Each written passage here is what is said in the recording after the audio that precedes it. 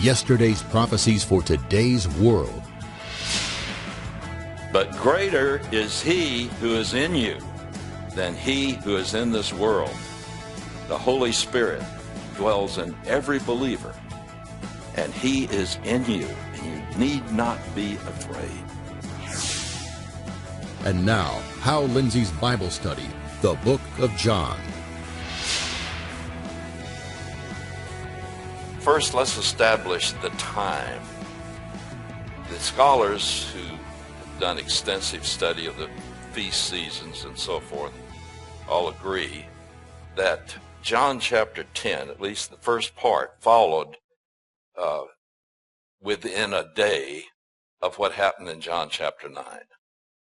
So what we've had has been a series of several days. John chapter 7, John chapter 8, and John chapter 9 were consecutive days. And actually, John chapter 8 was probably the evening of the day that the events of John chapter 7 took place.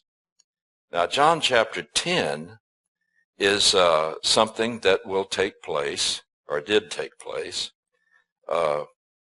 just after the events of healing the man born blind. This is in the period of the, if you divide the Gospel of John up, I recommended John the Gospel of Belief commentary to study along with this.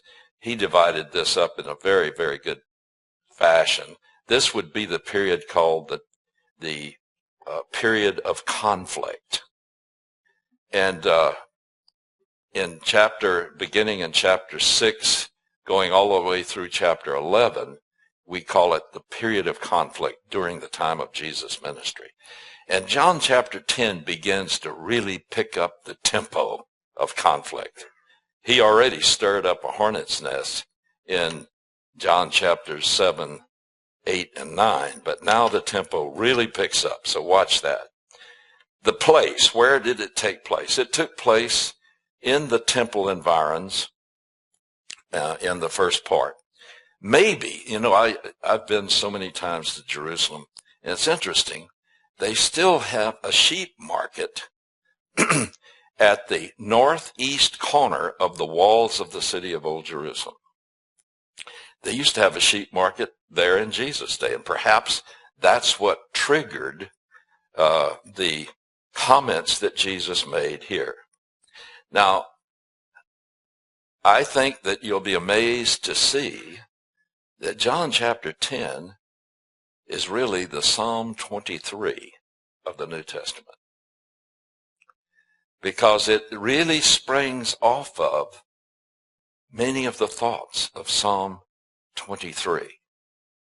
That's important to link here. In John 10 verse 6, look at that. It says, "This figure of speech Jesus spoke to them, but they did not understand what those things were which he had been saying to them."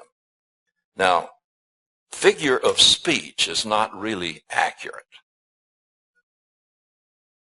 The original Greek word is the word paroinia. Paroinia. Now, that's a very special word. It's used few times in the New Testament. And what it means is an allegory that's in a proverb form, and it expresses lofty ideas that have hidden meanings, deliberate hidden meanings. You grasp that now? That's very important. What's the difference between an allegory and a parable? Very important to understand that.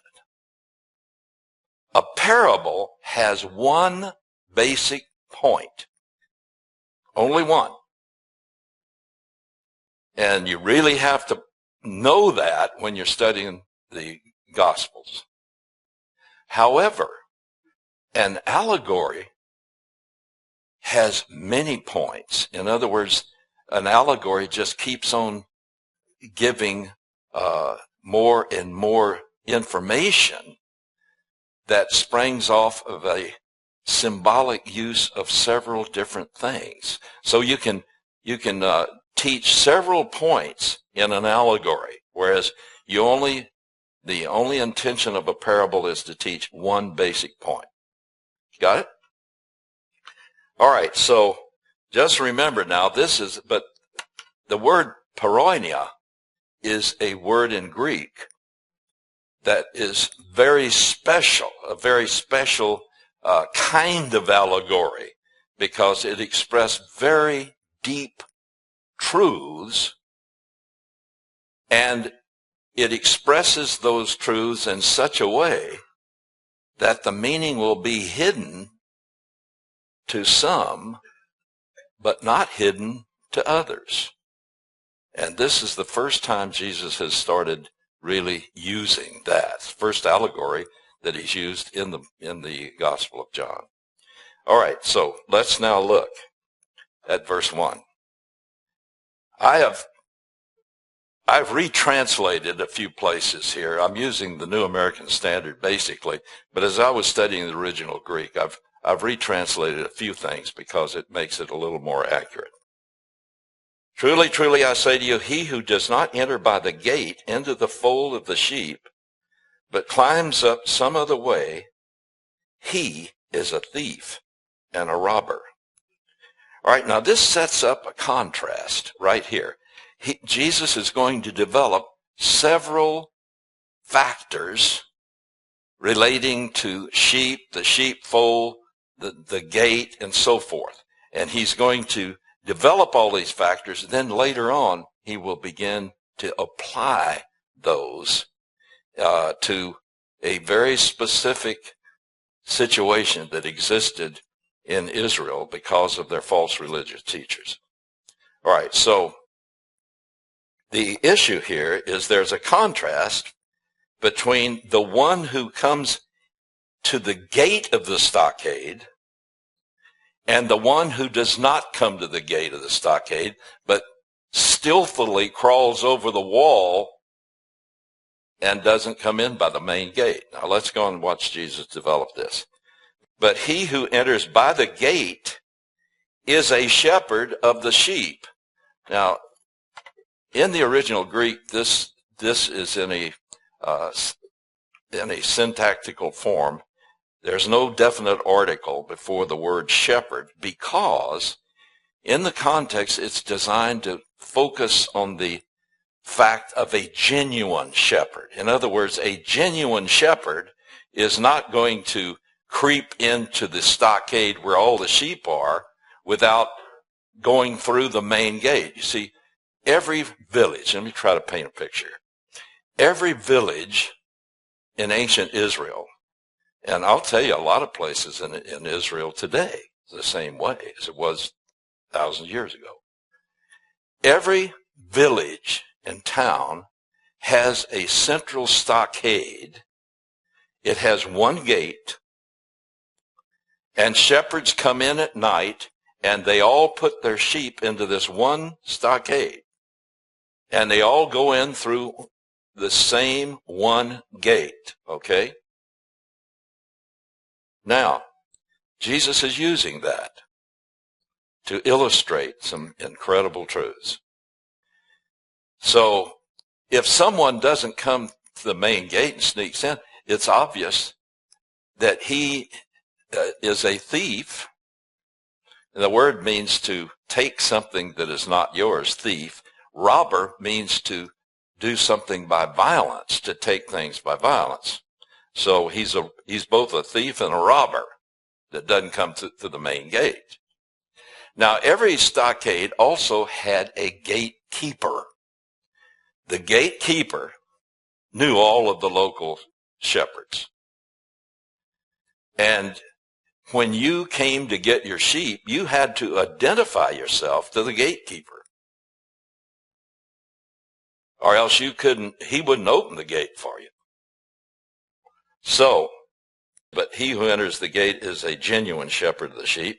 To him, the genuine shepherd, the gatekeeper opens, and the sheep hear his voice, And he calls his own sheep by name and leads them out. Now notice there are several factors he's got here. First, he enters by the gate. That's factor number one. A genuine shepherd, the gatekeeper opens for him. That's number two. The sheep hear his voice, number three. And he calls his own sheep by name, number four. And he leads them out, number five. Okay? So you can just put a little number at the side of each one of those phrases. And when he puts forth all his own, he goes ahead of them. That's factor number 6. And the sheep follow, factor 7. And they follow him because they know his voice, factor 8. Okay? Verse 5, a stranger they simply will not follow, factor 9. But will flee from him because they do not know the voice of the stranger. This paroimion, or allegory, Jesus spoke to them, but they did not understand the meaning of the things he was saying to them. Okay?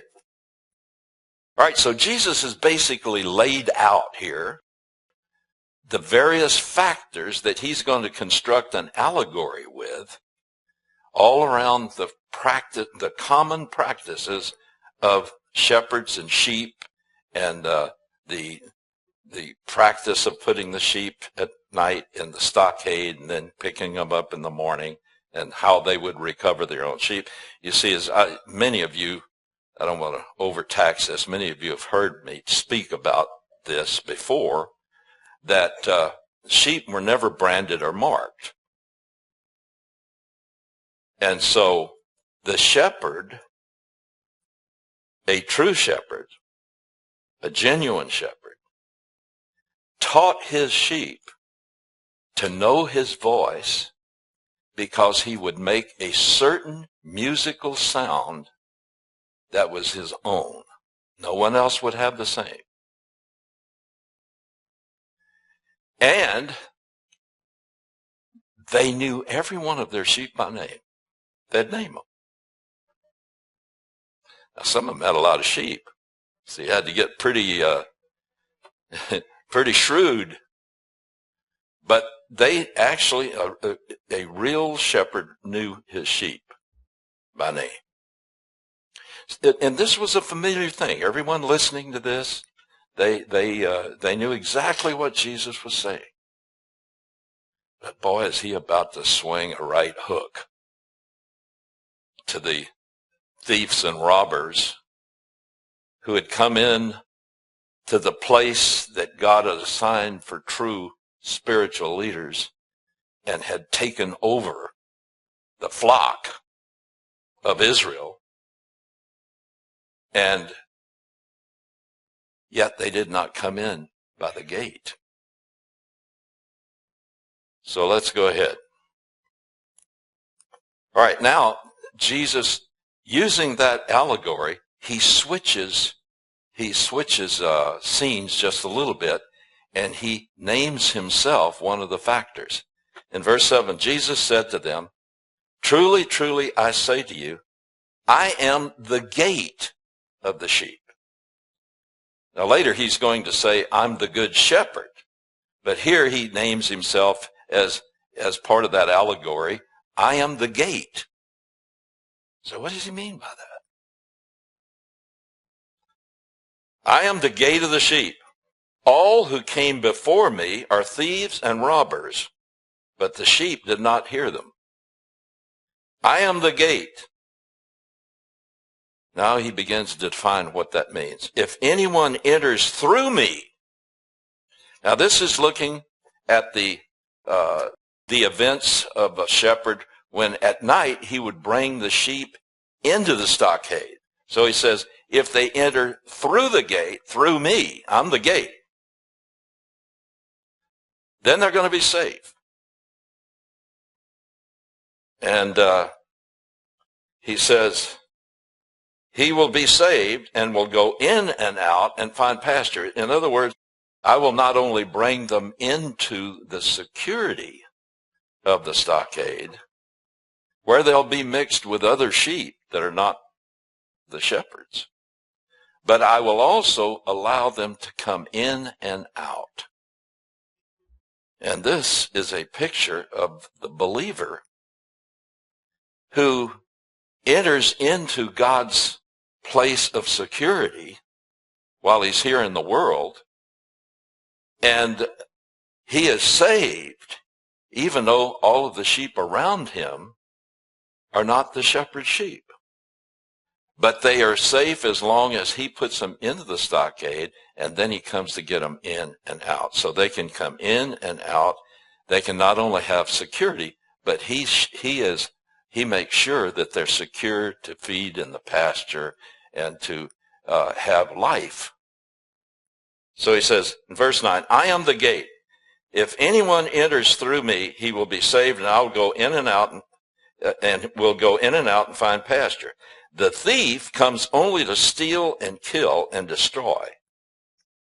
I came that they might have life and have it abundantly. So there's the contrast between him and the religious leaders. You see, once they figure this out, they're going to be steaming. But it takes them several days to figure it out, because he designed this allegory that way. All right, now, in verse 11, he switches the main scene here. He switches the main parts of this allegory to the shepherds. He says in verse 11, I am the good shepherd. This is where you really can feel Psalm 23. I am the good shepherd. The good shepherd lays down his life for the sheep. You remember in Samuel when the teenager David comes to see his brothers and they're fighting in the valley of Elah, and he sees this giant Goliath come out. And all of the soldiers of Israel are shaking in their boots. No one would go out. And David says, don't anyone fear. He said, what'll be done for the guy that goes out there and kills that giant? And he said, well, his house will be made free of all income tax. The IRS won't bother him for his rest of his life. So David said, take me to the king. And they did. They took him to King Saul. He says, let not your heart fear. Your servant will kill this giant. He says, you're just a lad, and he's a warrior from his youth. How are you going to take on this guy? And so David said, well, I was out watching my father's sheep, and a lion came to take off one of the sheep. He said, and I killed it. He said, and then on another occasion, a bear came, and I killed it too. And he says, see, he was doing what I call spiritual geometry. If God was faithful in this, and God was faithful in this, then X, which is the new challenge, he'll do the same thing there. And that's exactly what he said. And this giant who has insulted the armies of the living God will be like one of them.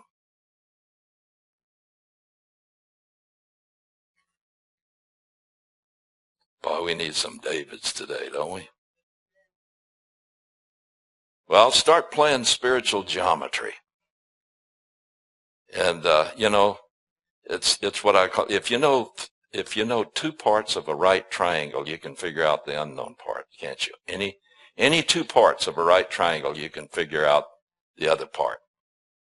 So I figure God wants us to figure things this way. This is where you crack the faith barrier. Now, first, let's say the base of the triangle is your experience of being saved when you accepted Jesus Christ. That's the foundation. The height of the right triangle is every time God has been faithful to answer your faith when you trusted him in a critical situation. So then you put together A and B, and it equals X. X is whatever your big problem is right now. If God saved you, which is the biggest thing you do, he's been faithful in all of your experiences. The hypotenuse is a snap. You just believe he's going to do that too. Got it? Well, that is what Jesus wants us to know about a real shepherd.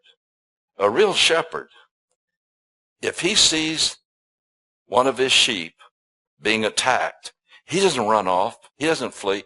He immediately goes, whatever it is, a lion or whatever, he will go and fight. Because he'll lay down his life for those sheep. I am the good shepherd. The good shepherd lays down his life for his sheep. And you might want to look with me at Ezekiel chapter 34, verses 11 and following. For thus says the Lord God, behold, I myself will search for my sheep and seek them out. As a shepherd cares for his herd in the day when he is among his scattered sheep, so I will care for my sheep and will deliver them from all the places to which they were scattered on a cloudy and gloomy day. And I will bring them out from the peoples and gather them from the countries and bring them to their own land. And I'll feed them on the mountains of Israel by the streams and in all of the inhabited places of the land. I will feed them in a good pasture, and their grazing ground will be on the mountains and heights of Israel. There they will lie down, and they will feed in rich pastures on the mountains of Israel, etc.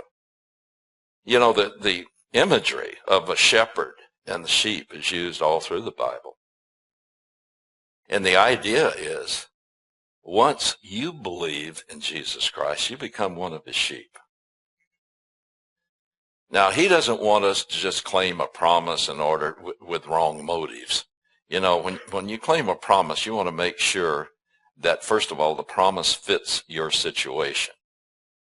Secondly, you want to be sure that you want God to fulfill a promise according to his will. If you start demanding about, you know, every request of God has two parts to it. One is the petition, the other is your desire. And they can often be different. That's why it says in Romans 8, we don't know how to pray as we ought.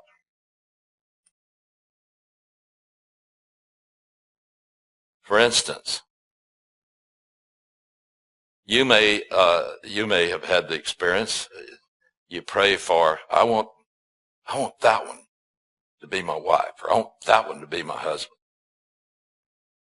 Your petition is that you will have a true and wholesome and wonderful mate that you're going to be with. That's your desire. But if you don't let God get into the picture, who knows the hearts of all people, you say, I demand it, Lord, I want that one. You may find yourself doing what many have done in all kinds of situations like that. You get it. And boy, do you get it. I mean, you may be praying, God, why did you give me what I asked for? The good shepherd will lay down his life for the sheep. Now, by contrast, he who is a hired hand and not a shepherd, who is not the owner of the sheep, sees the wolf coming and leaves the sheep. All right, now look at the contrast here between the good shepherd and the hireling, the hired hand. First of all, the hired hand is not a shepherd. As soon as he sees the sheep being threatened, in second place, he leaves. And third, he flees. And the wolf snatches them and scatters them. He flees because he is a hired hand and is not concerned about the sheep. That's the fourth point. So you got a contrast between the character of a true shepherd, the good shepherd, and one who is a hired hand. And boy, how this applied to the religious leaders of Israel. Because all they cared about was providing things for themselves. I mean, they only wanted personal gain. And a hired hand who's not really a shepherd will do that. He will be in the ministry like today. For what's in it for me? What can I get out of it? And when Satan, the wolf, comes in to the flock of the church, he's not going to stand up and fight. He may not run out of the church, but he's going to get a bigger choir. Or he's going to get more gimmicks. Anything but teach the word and prepare people to be able to stand up to the wolf and to defend them with the word of God.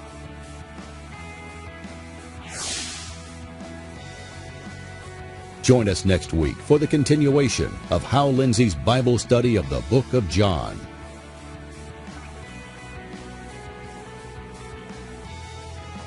You can find more of Hal Lindsey at his website, www.hallindsey.com. There you can access our video and article archives. Visit our online store for Hal Lindsey CDs, books, and other specialty items.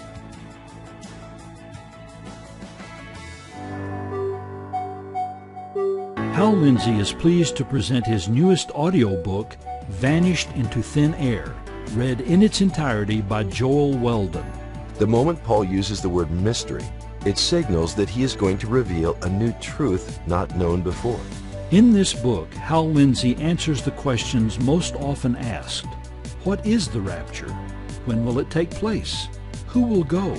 He explains in clear, easy-to-understand terms the answers to these and many other doctrinal issues surrounding the rapture of the church. Vanished into Thin Air is now available as an audio download for $24.99. To support this program, send your tax-deductible gift to Hal Lindsey Media Ministries, P.O. Box 470470, Tulsa, Oklahoma 74147. You can also support this ministry online. Visit hallindsey.com or call 1-888-RAPTURE.